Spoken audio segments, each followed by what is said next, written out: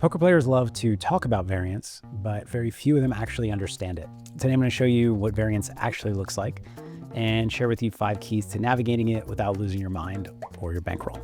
The variance calculator that I've used for about 15 years is unfortunately about 15 years old. It was limited in some ways, and so I built a variance calculator. I've been on a little vibe coding adventure. It's totally free to use, and I built into it a lot of the things that I would teach and have taught in coaching. Today I'm going to run through it with you and talk about these 5 keys and where they show up and how I teach it through the tool. And you can find it, by the way, at philgalfond.com/variance. So this is what the calculator looks like. At the top, you set your win rate, standard deviation, sample size, and bankroll. And then beneath there are all these tabs that we are going to walk through. We'll take a look probably at all of them, but I want to start with the basics. This is where you see results over several different potential runs of how this player with 3 big blinds per 100 as a win rate and 100 big blinds per 100 standard deviation over 50K hands with a bankroll of 50 binds, how it plays out. I also want to point out, if you don't know some of these, you can click help me and talk about what you play, and you can get through figuring out standard deviation roughly and win rate roughly. I mean, win rate is something that is more challenging to figure out if you don't have any idea already. The first key is that downswings are more likely than you think, probably. We'll head into the downswings tab to show you this.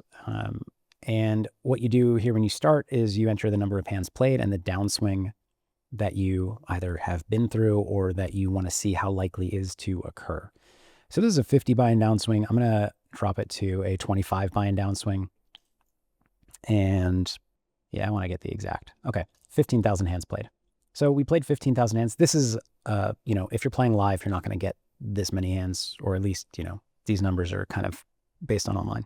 So losing 25 buy-ins over 15,000 hands, less than 1% likely. It's 0.8% chance that would happen. So a lot of people look at this and they say, well, it's super unlikely that I'm going to have a downswing like this.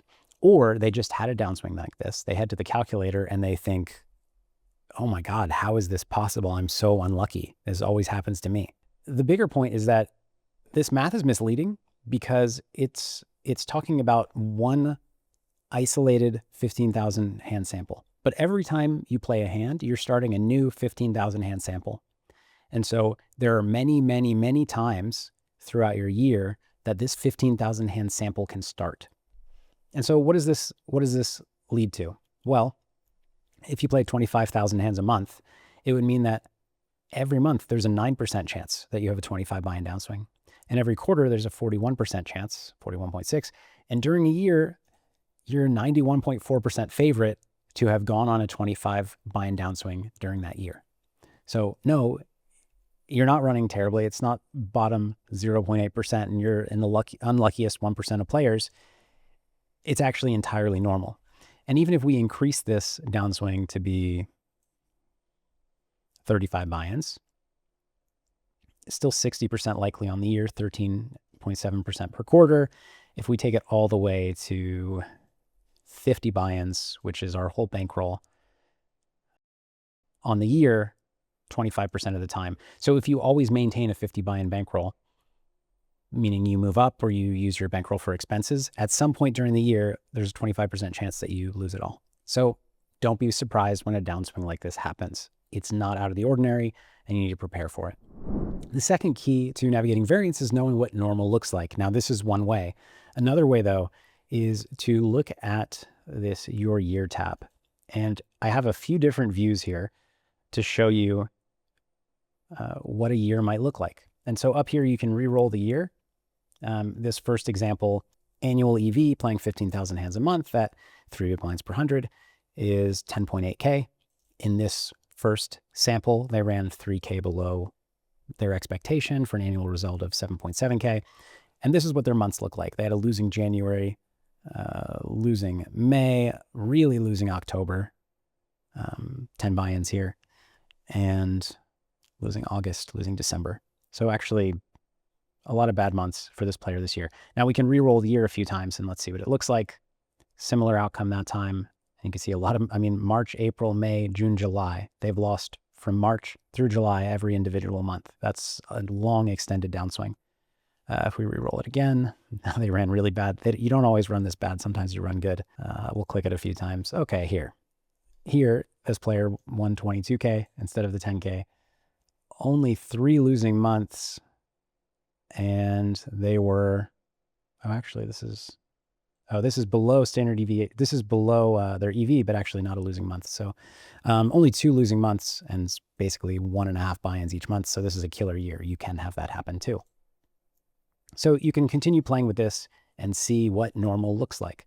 Another way to do it that I like is the calendar view, where it just splits it down by day. It assumes you play 5 days a week, and it splits the hands by that.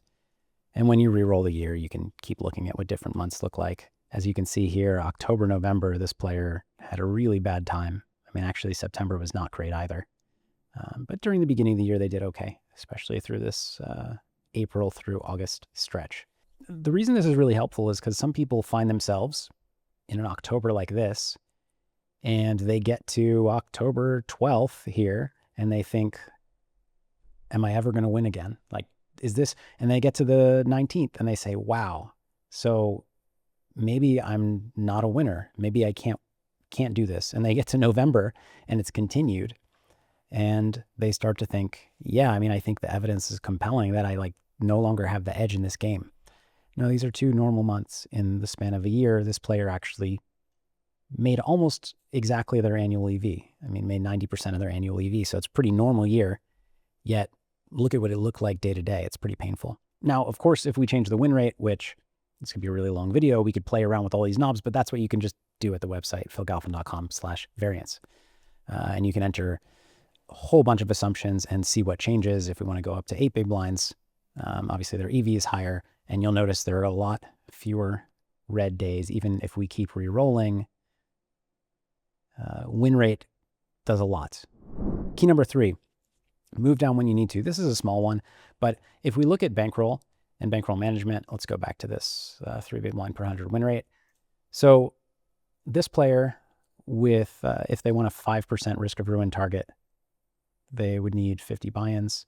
A 5% risk of ruin is what I'm considering a sufficient bankroll if, when you've lost about half your bankroll, you move down.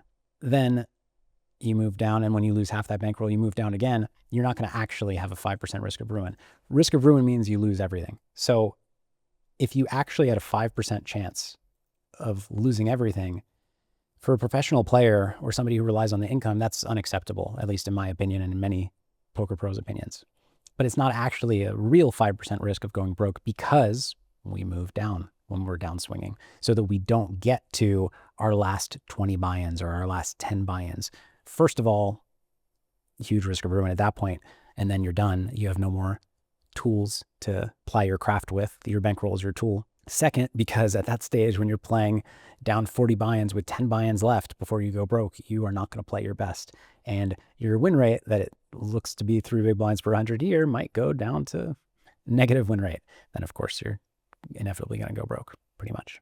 So whatever bankroll rules you decide to set, I strongly encourage you to set a move down criteria and a move up criteria for that matter. Key number 4 is understanding the impact of your win rate on your actual results, and specifically on your swings. So where this comes in handy is when you're making a decision to move up in stakes, and you look at your hourly and you say, well, I'm doubling the stakes. My win rate's probably going to be 60% of what it was at the lower stakes, but that's still more per hour. It's important to understand what that actually does to your win rate, and this has to do with moving down as well. So to check that out, I want to move into the your year, or go back to your year. And I want to go into report.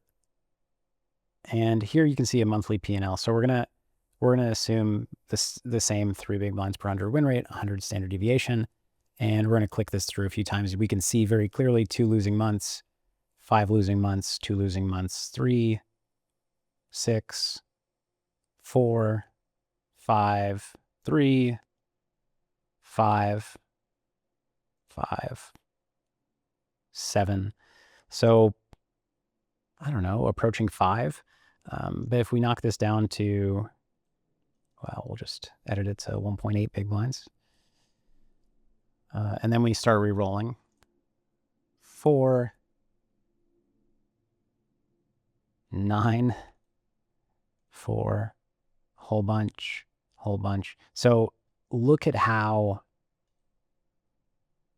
cutting our win rate by 40%, or cutting it to 60% of our existing win rate, creates some really, really ugly outcomes. And so when you're thinking about, oh, I'll move up and I'll make a little bit more per hour, when you look at the actual results, and by the way, we didn't increase the stakes, so these drops are going to be more significant in terms of absolute dollar value, you are going to experience a lot more emotional, mental, and potentially financial, or almost surely financial hardship. And what that actually means is you're probably going to play worse. You're probably going to play less often. You're going to need to take more time off because you're too stressed, because you're too upset. The small amount more EV, the 20% more EV, evaporates and probably becomes negative, not to mention your quality of life goes down. So, there are some people who move up in stakes very aggressively and move down slowly or not at all.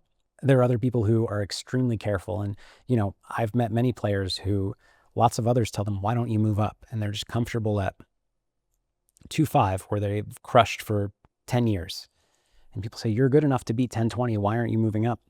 It's not necessarily such a bad decision, because actual real winnings and quality of life and happiness EVs should be counted. It's really important, and can contribute to financial EV as well. Last but not least, oftentimes when people are going through a downswing, key number 5 is what I tell them, which is to zoom out on your career, or zoom out on 5 years, and think about your 20 buy-in downswing or your 30 or 40 buy-in downswing in the scheme of what's actually going to happen and where you're trying to go to. And you will see that, first of all, it's entirely expected, as we've seen with some of these calculations. And second of all, it's so small in the grand scheme of things. It's just a blip. So here on the zoom out tab, we take a 5-year view. We put in the number of hands per month. And these are rules about when to move down and up. So these rules basically say, move up when you're going to have 50 buy-ins for the next level, move down when you're going to have 50 buy-ins for the lower level, assuming that they're half the stakes. It's roughly that idea. And then we're going to say that you have a 20% win rate loss when you move up and when you move up again.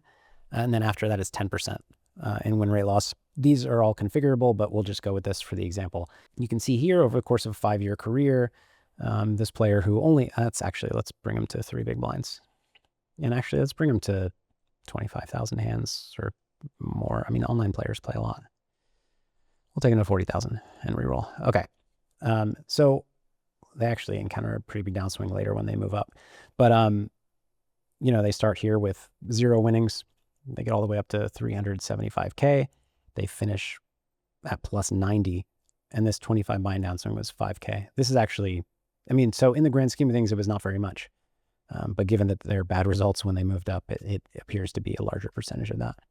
Here, as you can see, it went very differently. They started at 0. They ended up at somewhere at 2.7 million. They moved up a lot, as you can see, and they ended up at 200, 400 no limit from 1 to no limit, which is a massive difference. And this is not meant to be, it's realistic with the variables you put in. You might want to say that the win rate loss is much higher as you move up in stakes, and it depends on your skill level and the availability of games and so on and so forth.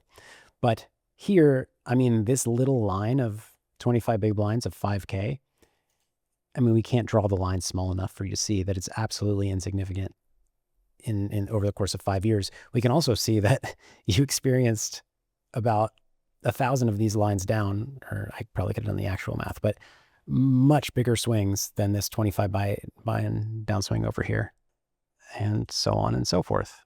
This guy actually had a very bad run when he moved up. But yeah, playing with this, it's actually, if we made these a little more realistic, let's call this 33, and then we'll leave it at 10 after that, or maybe 15. But you can see how vastly different this player made 50K over 5 years. This player 150, this player 4 million. Variance compounded over moving up in stakes can, under certain circumstances, do a whole lot to your career trajectory. I was actually very surprised when I looked through this math, because I had never seen this kind of simulation done before. Again, your simulations are only as good as what you put in, And these are very simplistic ways to measure this, because my point was not necessarily to show you what you could expect in your career and what a very likely outcome was or how big the variance is over 5 years. My point was putting these small downswings in perspective, because for so many people, they feel like such a big deal. And I often have to remind them to zoom out and look at the big picture, look at where they want to be a year from now, look at where they want to be 5 years from now, and how much did this really matter? And it usually helps put things into perspective. Now, I'll give you a last bonus key to understanding variance, and this is the most important one. A lot of people use variance as an excuse to not realize that they're a losing player. If you're a losing player, if your win rate is negative 3 big blinds per 100, you're going broke over 5 years. Doesn't matter. Like, you can't get lucky enough to overcome that. So it's really important to keep in mind that just because pros go on downswings doesn't mean that you can zoom out and say, oh, well, this downswing, over 5 years is going to go well. What reason do you have to believe that you have a win rate? What have you been doing more than your opponents to prepare? How long of a track record do you have of winning at that amount? Where do you see your opponents making mistakes that you're not? There are so many things that you need to understand about why you believe you have an edge in the first place. Far too many times I've seen players who have been playing recreationally for a couple of years, not tracking their results, and they're like, no, I win, I'm a winner, but they actually have no idea. And what's worse is if some of them actually go on a little upswing, quit their jobs, go pro, and then inevitably go broke because they actually never got good at the game. They just assumed that they were. Because the thing about poker, like many things, but the thing about poker especially, and gambling in general, is that it's easy to fool yourself. And it's a simple game to learn and an extremely complicated one to master. In every stage of a lot of players' development, they think that they are good. And then they progress and they go, wow, I was not good, but now I am. And then they progress and go, wow, I was not good, but now I am. And so please be careful when risking a lot of money on your poker playing. Have a reason to either believe that you're a winner and have a lot of confidence that you're a winner. You can do this by playing a bunch of hands and actually recording all of your data and finding out if you're a winner over a long sample, which actually this Am I a Winner tab can help you with. The other thing is, if not that, know that you might be a losing player and keep this within your kind of recreational budget. I'm going to take this shot at poker. If I lose $2,000, I'm going to stop. Okay, I'm willing to risk $100 a week playing poker. And then if it doesn't go my way, I won't lose any more that week. There's nothing wrong with being a recreational player. There's nothing wrong with losing over a long period of time. It just is the nature of all gambling. Poker's a little different, that you can be a winner. I encourage you, if you're here watching my videos, I want you to be aware. And I want you to be the ones who are being responsible with your money, and hopefully the ones who are turning into winners. I hope you enjoyed the video. I hope you found this helpful, and I hope you enjoy the tool. It's free. Until next time, take care and good luck.